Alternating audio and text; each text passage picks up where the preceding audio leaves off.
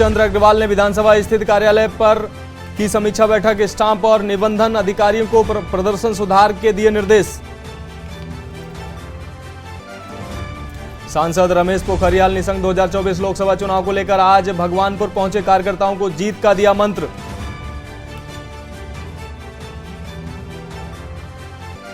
अगले एक हफ्ते पहाड़ से मैदान तक भारी बारिश के आसार। चारधाम यात्रियों को संभल कर जाने की सलाह।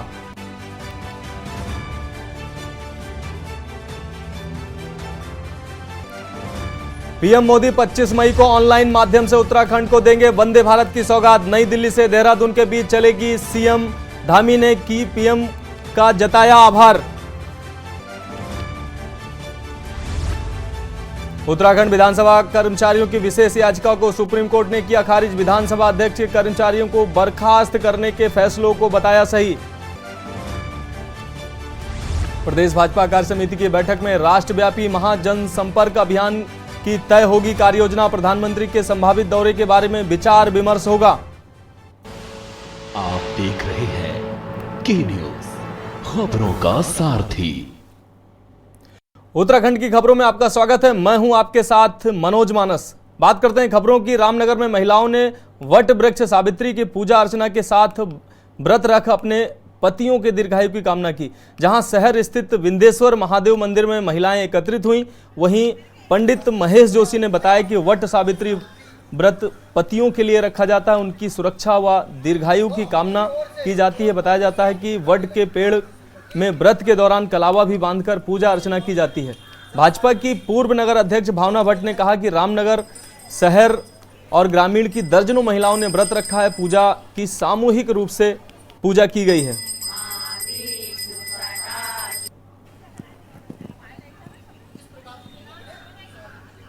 पूजा कार्यक्रम हमारे अपने पति की दीर्घायु के लिए व्रत रखा जाता है। सुबेरे से ही उठकर बहनें जितनी भी हैं, मतलब पति की पत्नियां जितनी भी हैं, सभी अपनी पूजा अर्चना करने के लिए मंदिर में आने के लिए सुबह 4 बजे से उठ करके नहा धो करके घर में पूजा पाठ करके, तो हम सभी का एक मानना होता है कि वैसे पूजा तो हम घर में भी कर सकते हैं और करते भी हैं। कई लोग, किसी को समय नहीं हुआ या कोई बात हुई तो घर पे भी कर लेते हैं, लेकिन हम लोग जो है सभी बहनें एकत्रित होकर गर्वेश्वर मंदिर में पंडित महेश चंद्र जोशी जी के सानिध्य में यहाँ पर पूजा अर्चना करने आते हैं। मेरा नाम महेश जोशी है जी। मैं श्री सिद्धेश्वर महादेव मंदिर का पुजारी हूँ जी। मुझे आए हुए 20 वर्ष यहाँ पर हो चुके हैं, मतलब पूजा पाठ करते हैं। और मैं 20 वर्ष से सावित्री का पूजन वृक्ष के नीचे करते हुए आ रहा हूँ। और हमारे जो है यह वट सावित्री का व्रत सौभाग्य को प्राप्त देने वाला, सौभाग्य को बढ़ाने वाला, और साथ ही इसके साथ सत्यवान और सावित्री की कथा जुड़ी हुई है, जिसमें कि सावित्री ने अपने संकल्प से जो है अपने यमराज से अपने पति के प्राण वापस लेके आई थी। बात अगली खबर की। हल्द्वानी में सुहागिन महिलाओं ने पति की दीर्घायु के लिए शुक्रवार को वट सावित्री का व्रत रखा। सुबह बरगद के पेड़ की पूजा अर्चना कर प्रसाद चढ़ाया और सुख समृद्धि की कामना की। पूरे शहर में जगह जगह महिलाओं ने सामूहिक पूजा अर्चना की। शुक्रवार को श्रृंगार करने के बाद पारंपरिक परिधानों में सजी धजी महिलाएं मंदिर पहुंची और विधि विधान के साथ बरगद के पेड़ पर कलावा बांधकर पति की लंबी आयु की कामना की। प्रसाद के रूप में पुए, पूड़ी व हलवा भी चढ़ाया। सोशल मीडिया पर फोटो पोस्ट कर सभी को वट सावित्री व्रत की शुभकामनाएं भी दी। मंदिरों में सुबह से ही महिलाओं ने भजन कीर्तन का आयोजन किया।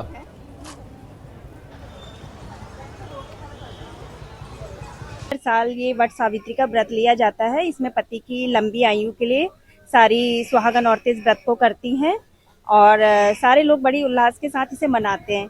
हम लोग इस व्रत को शादी के तुरंत बाद ही, जब भी पड़ता है अमावस्या पड़ती, बड़ा अमावस, तब से हम ये व्रत को करते हैं। आज मुझे कम से कम 40 साल हो गए हैं। 40वां व्रत है मेरा। ये सुख समृद्धि के लिए, अपने पति की दीर्घायु के लिए।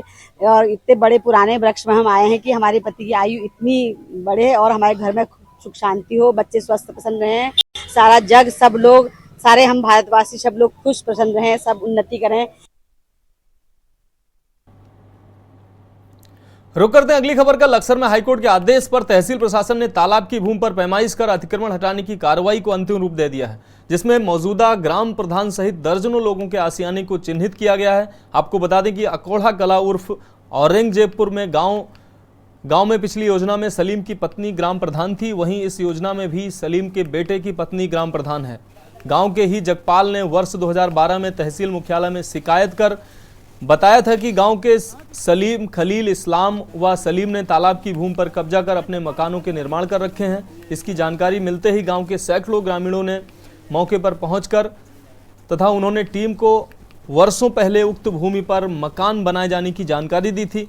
राजस्व कानूनगो पंकज सिंह ने बताया कि खसरा नंबर 157 की भूमि की पैमाइश का कार्य पूरा कर लिया गया है। इसके बाद आगे की कार्रवाई की जाएगी।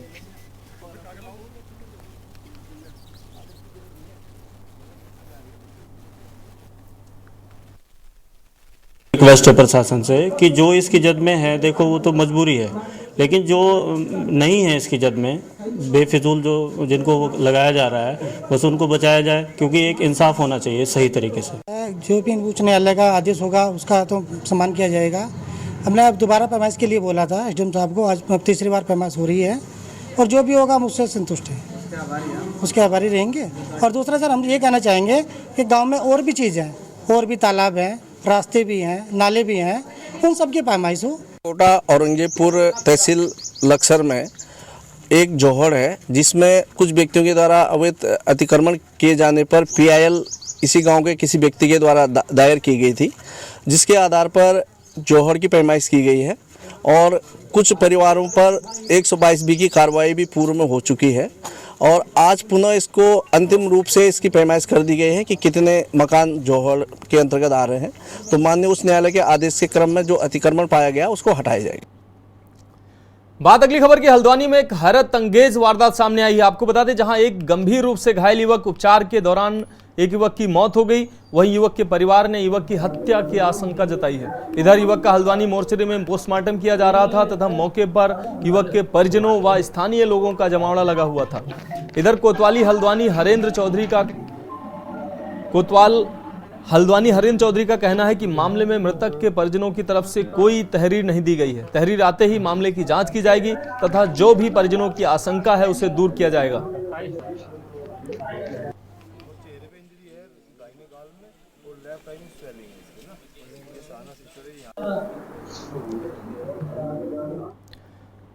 रुक अगली खबर का। उत्तराखंड की धामी सरकार वन भूमि पर लगातार हो रहे अतिक्रमण और अवैध कब्जों को लेकर अब एक्शन मोड पर है। लैंड जिहाद के खिलाफ सरकार ने प्रशासन के साथ मिलकर बड़ी कार्रवाई की है और सैकड़ों अवैध मजारों और तमाम धार्मिक स्थलों को वन भूमि की जमीन से हटाने के बाद अब जंगलों में अवैध रूप से कब्जा कर रहे वन गुर्जरों को वन भूमि खाली करने के नोटिस दिए जा रहे हैं। तो वन गुर्जरों में हड़कंप मच गया है। वन गुर्जरों ने लच्छीवाला वन क्षेत्राधिकारी घन्नानंद उनियाल से मुलाकात कर अपनी समस्याओं से अवगत कराते हुए वन कानून के तहत जंगलों में रह रहे गुर्जरों को न हटाने के लिए ज्ञापन सौंपा है। लच्छीवाला वन क्षेत्राधिकारी घनानंद उनियाल का कहना है कि शासन के आदेश पर जो भी कार्रवाई उचित होगी वह की जाएगी।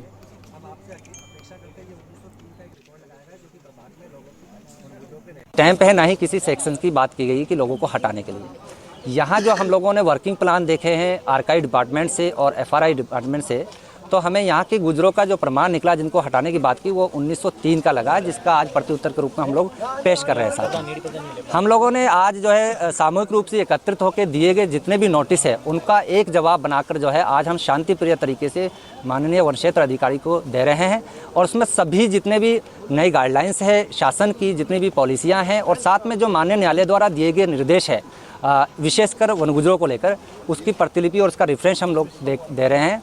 सर हम नाराज़ तो नहीं हैं, लेकिन बस ये है कि हम 1910 से हमारी 5वीं पीढ़ी स्टार्ट हो गई है, तब से हम लोग रह रहे हैं और हम लोग जो है इसी चीज़ के लिए आए हुए हैं कि भाई हम अतिक्रमण में नहीं आते हैं, ना ही हमने कोई अतिक्रमण किया हुआ है। हम 2006 में जो अधिनियम आया हुआ है, वन अधिनियम जो आया हुआ है स्पेशली गुजरों के लिए आया हुआ है कि कम से कम जो लोग जहाँ रह रहे हैं उनको वहाँ से परेशान ना किया जाए, हटाया ना जाए। और 2011 में हम लोगों ने हमारे हक में जो है हाईकोर्ट का फैसला आ चुका है कि हमारा पुनर्वास किया जाए। स्टेट गवर्नमेंट को ये चीज़ लिखी गई है, बोली गई है। वन गुज्जर जो है ये वनों में रहते हैं और वन गुजरों ने अपने डेरों के अतिरिक्त जो है बिना परमिट वाले कुछ गुजर ऐसे हैं कि जो वन भूमि में अतिक्रमण करके रह रहे हैं, तो अतिक्रमण हटाने का शासन से आदेश हैं। उन्हीं आदेशों के क्रम में जो है हम अतिक्रमण हटाने के लिए पहले हमने नोटिस दिए हैं और समय सीमा समाप्त होने के बाद उनको वहाँ से अतिक्रमण हटा दिया जाएगा। कितने नोटिस जारी किए हैं, कितने ऐसे वन गुजर? ये करीब 60 नोटिस हमने अभी जारी किए हैं गुजरों को, और उसके बाद अभी और भी चिन्हित किए जा रहे हैं, और जो भी प्रक्रिया होगी अभी जो है 5 दिन के बाद शुरू होगी। बात अगली खबर की। कल से हेमकुंड साहिब की यात्रा शुरू हो रही है और राज्यपाल गुरमीत सिंह यात्रा को लेकर खासा उत्साहित हैं। राज्यपाल गुरमीत सिंह ने कहा कि चुनौतियों के बीच यात्रा शुरू हो रही है, लेकिन यात्रियों में श्रद्धालुओं की संख्या लगातार यात्रा में बढ़ रही है। चारधाम यात्रा पर राज्यपाल ने कहा कि सरकार के बेहतर इंतजाम से 7 लाख यात्री अब तक यहां आ चुके हैं और इस बार 60 लाख से ज्यादा श्रद्धालु उत्तराखंड के लिए आएंगे। वहीं कांवड़ यात्रा में 3 करोड़ के मुकाबले 5 करोड़ लोग इस बार आएंगे। वहीं राज्यपाल ने ओम पर्वत और छोटा कैलाश यात्रा को भी राज्य के लिए बेहतर बताया है। उन्होंने कहा कि उत्तराखंड और शिव को जाने वाले उत्तराखंड के लोगों की जिम्मेदारी है कि वो लोगों का स्वागत करें। जनपद हरिद्वार में कर चुके हैं, देहरादून में कर चुके हैं, जसपुर में कर चुके हैं, और कल हल्द्वानी था जो निकल गया, और कल रुद्रपुर है। टीकाकरण की जो प्रक्रिया है लगातार कई दिनों से चल रही है। हम हाजियों के बीच में जा रहे हैं और कोशिश कर रहे हैं कि जो भी उनको जाने में समझा सकते हैं वो समझा रहे हैं। हमारे साथ में जो हमारे हज समिति के लोग हैं या जो हमारे मजहर नवाब साहब हैं, जनाब सादात शम्स जी हैं, हम सब लोग हमारी कमेटी के लोग वहाँ पर समझाने की कोशिश कर रहे हैं कि आपको किसी भी तरह की कोई दिक्कत या परेशानी अगर आती है तो हमेशा की तरह हम आपके साथ खड़े हैं। कच्छ की 2023 की यात्रा ये, और जिस तरीके से हमारे हाजियों को आज टीकाकरण हो रहा है, माननीय हमारे खतीब साहब जो राज्य हज कमेटी के अध्यक्ष हैं, इन्होंने गुजारिश की थी, मैंने कहा मुझे भी मौका मिलेगा दुआ लेने का, मैं आज यहाँ आया हूँ। और हमने तो पहली बार हम देख रहे हैं कि सबसे पहले आपको बैठने के बाद मैं आपका। बात अगली खबर की। सितारगंज हज यात्रा के लिए चयनित यात्रियों का राज्य हज समिति के अध्यक्ष के अलावा आपको बता दें हज के समिति के अध्यक्ष के आवास पर जिला व ब्लॉक स्वास्थ्य विभाग की टीम ने टीकाकरण किया। टीकाकरण कार्यक्रम में पहुंचे वक्फ बोर्ड अध्यक्ष सादाब शम्स, राज्य मंत्री मजहर नईम नवाब, अल्पसंख्यक मोर्चा के जिला अध्यक्ष जुल्फिकार अली समेत तमाम लोगों ने मुबारक सफर पर जाने की बधाई देते हुए हज यात्रियों को हज के सभी अरकान अदा करने की जानकारियां दी। इस दौरान विभिन्न मस्जिदों के इमाम भी मौजूद रहे। कार्यक्रम के दौरान स्टेट बैंक के प्रबंधक ने सभी हज यात्रियों को रुपए के बदलने की प्रक्रिया की पूरी जानकारी दी। इस दौरान उन्होंने कहा कि सभी यात्रियों को 1,12,750 रुपए के बदले हल्द्वानी एवं काशीपुर की बैंक में सऊदी अरब के 5,000 रियाल प्राप्त कर सकते हैं। जनपद हरिद्वार में कर चुके हैं, देहरादून में कर चुके हैं, जसपुर में कर चुके हैं, और कल हल्द्वानी था जो निकल गया, और कल रुद्रपुर है। टीकाकरण की जो प्रक्रिया है लगातार कई दिनों से चल रही है। हम हाजियों के बीच में जा रहे हैं और कोशिश कर रहे हैं कि जो भी उनको जाने में समझा सकते हैं वो समझा रहे हैं। हमारे साथ में जो हमारे हज समिति के लोग हैं या जो हमारे मजहर नवाब साहब हैं, जनाब सादात शम्स जी हैं, हम सब लोग हमारी कमेटी के लोग वहाँ पर समझाने की कोशिश कर रहे हैं कि आपको किसी भी तरह की कोई दिक्कत या परेशानी अगर आती है तो हमेशा की तरह हम आपके साथ खड़े हैं।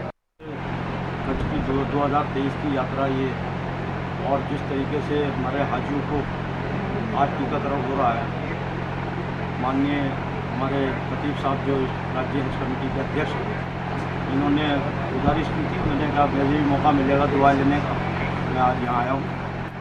और हमने तो पहली बार हम देख रहे हैं कि सबसे पहले आपको बैठने के बाद मैं आपका इस बात की मुबारकबाद देना चाहूँगा कि ज़ायरीनों को सबसे पहले तो बहुत बहुत टीकाकरण कार्यक्रम में माननीय हज मंत्री खतीब अहमद साहब के साथ मैं, ये हमारा 5वां कैंप है जहाँ हम हम मौजूद हैं सितारगंज में। इससे पहले तमाम हरिद्वार, देहरादून, हल्द्वानी भी कैंप लगाते हुए आए। और मैं ये कह सकता हूँ कि हाजियों से हम का पारिवारिक रिश्ता है हमारा, और इसलिए हम उनके पास दुआओं के लिए आ रहे हैं कि भाई हमारे लिए, हमारे मुल्क हिंदुस्तान के लिए, हमारे सूबे उत्तराखंड के लिए और हमारी सरहदों की हिफाजत करने वालों के लिए दुआ फरमाएं। खबरों में वक्त है एक ब्रेक का, जल्द लौटते हैं। ब्रेक के बाद आपका स्वागत है। बात करते हैं अगली खबर की। कल से हेमकुंड साहिब की यात्रा शुरू हो रही है और राज्यपाल गुरमीत सिंह भी यात्रा को लेकर खासा उत्साहित हैं। राज्यपाल गुरमीत सिंह ने कहा कि चुनौतियों के बीच यात्रा शुरू हो रही है, लेकिन यात्रियों में श्रद्धालुओं की संख्या लगातार यात्रा में बढ़ रही है। चारधाम यात्रा पर राज्यपाल ने कहा कि सरकार के बेहतर इंतजाम से 7 लाख यात्री अब तक यहां आ चुके हैं और इस बार 60 लाख से ज्यादा श्रद्धालु उत्तराखंड की यात्रा के लिए आएंगे। वहीं कांवड़ यात्रा में 3 करोड़ के मुकाबले 5 करोड़ लोग इस बार आएंगे। वहीं राज्यपाल ने ओम पर्वत और छोटा कैलाश यात्रा को भी राज्य के लिए बेहतर बताया। कहा कि लोग उत्तराखंड और शिव को जानने आ रहे हैं और उत्तराखंड के लोगों की जिम्मेदारी है कि वो लोगों का स्वागत करें।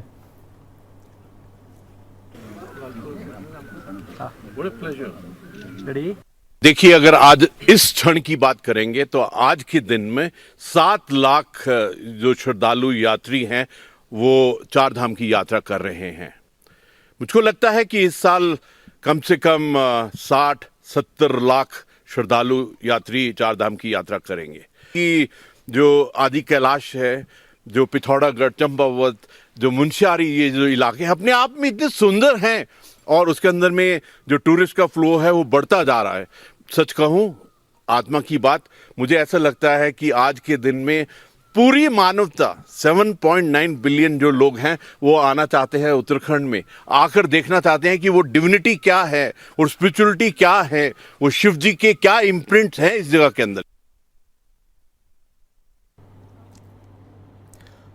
खबर डोईवाला से, जहां कैबिनेट मंत्री प्रेमचंद अग्रवाल ने रिश्तेदार के घर 15 अक्टूबर 2022 को हुई डकैती की घटना के मास्टरमाइंड महबूब अली के नई बस्ती कुड़कावाला में बने अवैध घर पर प्रशासन का बुलडोजर चला है। आपको बता दें कि डोईवाला तहसील प्रशासन के तमाम पुलिस और नगर पालिका प्रशासन की टीम ने पहले घर में रखा सारा सामान घर से बाहर निकाला और नगर पालिका की गाड़ियों से तहसील भेजा। फिर उसके बाद तहसीलदार मोहम्मद सादाब और सीओ अनिल शर्मा की मौजूदगी में घर को बुलडोजर से तोड़ने की कार्रवाई की गई।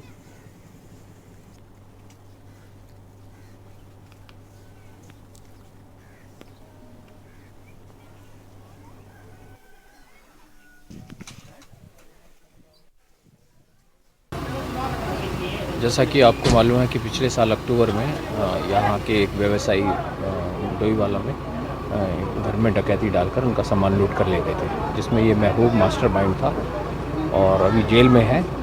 इसके द्वारा यहाँ सभी इलाके में अवैध मकान बनाया हुआ था और यहाँ पर रहने वाले लोगों को धमका रहा था, जेल से भी धमका रहा था और यहाँ से भी इसको धमकी मिल रही थी लोगों को, और यहाँ पर बड़ा उसका आतंक था। और ये अवैध रूप से बनाया हुआ मकान है, तो नगर पालिका और प्रशासन की मदद के लिए हम लोग यहाँ आज उपस्थित हुए हैं।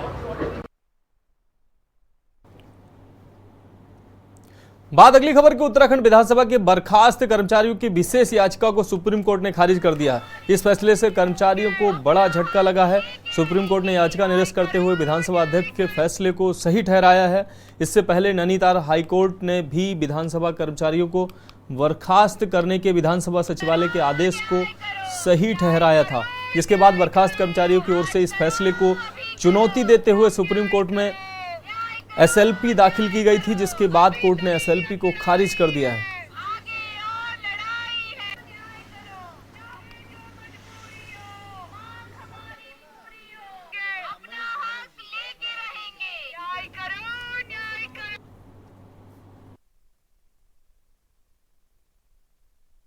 विधानसभा उत्तराखंड में बर्खास्त कर्मचारियों में से एक कर्मचारी आज माननीय सर्वोच्च न्यायालय पहुंचा था। दोनों पक्षों को सुनने के बाद माननीय सर्वोच्च न्यायालय ने उनकी पिटीशन को डिसमिस किया। मैं इस निर्णय का स्वागत करती हूं और माननीय सर्वोच्च न्यायालय का आभार व्यक्त करती हूं। रुक करते हैं अगली खबर की। दुष्कर्म और बलात्कार के फर्जी मुकदमों की बढ़ोतरी पर जगजीतपुर निवासी एलएलबी के छात्र कमल भदौरिया द्वारा मुख्यमंत्री के इस संबंध में हस्तक्षेप करने के लिए प्रार्थना पत्र भेजा गया है, जिसमें जो महिलाएं दुष्कर्म और बलात्कार के जो मुकदमे थानों व कोर्ट में फर्जी लिखवा रही हैं, उनसे एक शपथ पत्र नार्को टेस्ट कराए जाएं। आपको बता दें, नार्को टेस्ट कराए जाने के लिए निर्देश करने के बाबत अधिकारियों के लिए कहा गया है। इस नार्को टेस्ट कराए जाने के आदेश को हो जाने के बाद फर्जी दर्ज हो रहे दुष्कर्म व बलात्कार के मुकदमे 99% बंद हो जाएंगे और संबंधित झूठे मुकदमे दर्ज होने भी बंद हो जाएंगे। साथ ही पुलिस पर भी बिना किसी कारण के समय की बर्बादी व झूठे सच्चे मुकदमों में जेल होने पर पुरुषों को भेजे जाने की बाबत समय भी बचेगा।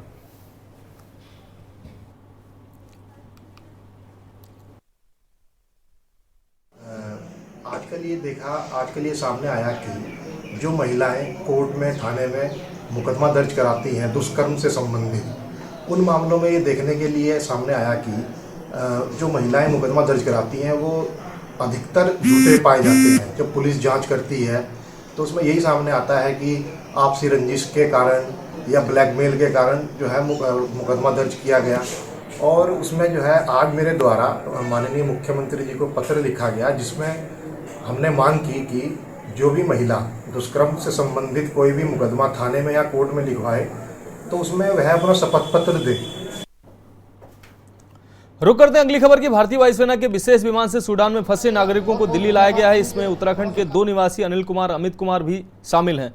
मुख्यमंत्री पुष्कर सिंह धामी के निर्देश पर इनके गंतव्य स्थान यानी कि देहरादून और हल्द्वानी के लिए व्यवस्था की गई है। दोनों लोगों को उत्तराखंड के मुख्यमंत्री पुष्कर सिंह धामी का दोनों लोगों ने आभार व्यक्त किया है। अब तक सूडान से उत्तराखंड के 30 नागरिक वापस आ चुके हैं। घर तक भी पहुंचा रहे हैं और सुबह हमें हमारे उत्तराखंड सरकार के एक अच्छे एम्प्लॉय जो कि हमें। खबर नैनीताल से है। खेल, फिटनेस और स्वास्थ्य को बेहतर बनाने का शानदार तरीका है और प्रकृति के बीच ये सब कुछ हो तो आनंद भी कई गुना बढ़ जाता है। नैनीताल राजभवन में भी कुछ ऐसा ही देश भर के गोल्फर कर रहे हैं। खिलाड़ी यहां गोल्फ में दमखम तो दिखा ही रहे हैं, बल्कि मेडिटेशन भी कर रहे हैं। नैनीताल राजभवन में गवर्नर कप गोल्फ प्रतियोगिता शुरू की गई है। सूबे के राज्यपाल गुरमीत सिंह ने गोल्फ शॉट लगाया, जिसके बाद देश भर के खिलाड़ियों ने अपना दमखम दिखाया। 4 कैटेगरी में खेली जा रही प्रतियोगिता में 3 दिनों तक ऐसे ही देश भर के गोल्फ खिलाड़ी प्रकृति के बीच खेलेंगे, जिसके बाद राज्यपाल विजेताओं को पुरस्कार वितरित करेंगे। हालांकि नैनीताल राजभवन बच्चों और महिलाओं के साथ पर्यटकों को भी इस गोल्फ से जोड़ रहा है, तो राष्ट्रीय अंतर्राष्ट्रीय स्तर के प्रतियोगिताओं पर भी फोकस कर रहा है। दरअसल नैनीताल राजभवन में 50 एकड़ में फैला गोल्फ कोर्स अंग्रेजों के दौर से यहाँ 18 होल्स में स्ट्रोक खेलने के लिए खिलाड़ियों में भी खासा दमखम चाहिए होता है।